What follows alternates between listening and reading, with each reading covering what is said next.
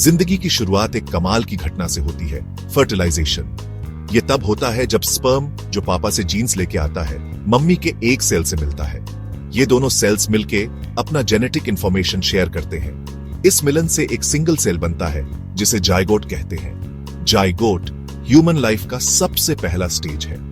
इसमें सारा डीएनए होता है जो बेबी बनने के लिए जरूरी है। जाइगोट एक जगह नहीं रुकता, ये मम्मी के यूटेरस तक का सफर शुरू करता है, एक खास जगह जो बेबी को बढ़ने में मदद करती है। जैसे जैसे जाइगोट ट्रैवल करता है, ये डिवाइड होना शुरू हो जाता है। एक सेल 2 बनता है, 2-4 बनते हैं और ऐसे ही चलता रहता है। ये तेज सेल डिवीजन अगले स्टेज के लिए बहुत जरूरी है।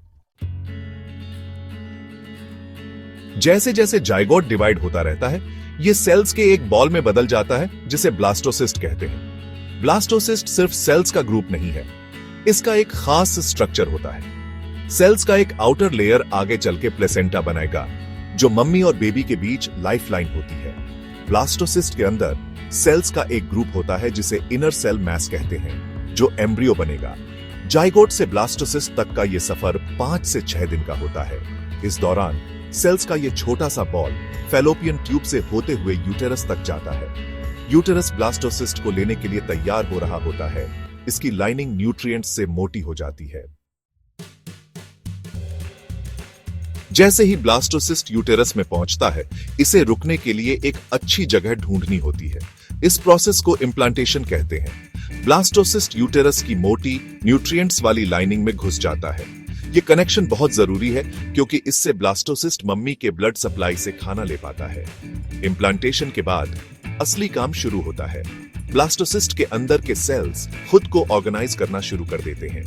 ये 3 लेयर्स बनाते हैं, हर एक बेबी के शरीर के अलग अलग पार्ट्स बनाने के लिए। बाहरी लेयर स्किन, बाल और नर्वस सिस्टम बनाएगा। बीच वाला लेयर मसल्स, हड्डियां और सर्कुलेटरी सिस्टम बनाएगा और अंदरूनी लेयर डाइजेस्टिव सिस्टम, फेफड़े और बाकी इंटरनल ऑर्गन्स बनाएगा। अब इसे आधिकारिक तौर पर एम्ब्रियो कहा जाता है और डेवलप हो रहे बेबी में तेजी से बदलाव आते हैं। यह जबरदस्त ग्रोथ और डेवलपमेंट का समय होता है। दिल, जिंदगी का एक छोटा सा निशान, 5वें हफ्ते के आसपास धड़कना शुरू कर देता है। दिमाग और स्पाइनल कॉर्ड भी बहुत जल्दी बनने लगते हैं। 8वें हफ्ते तक एम्ब्रियो लगभग एक रसभरी के आकार का होता है। छोटी छोटी कलियां जो आगे चलकर हाथ और पैर बनेंगी, निकलने लगती हैं। चेहरा आकार लेने लगता है।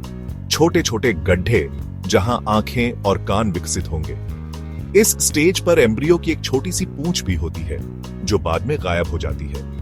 यह समय 3रे हफ्ते से 8वें हफ्ते तक बहुत महत्वपूर्ण होता है क्योंकि सभी प्रमुख अंग बन रहे होते हैं।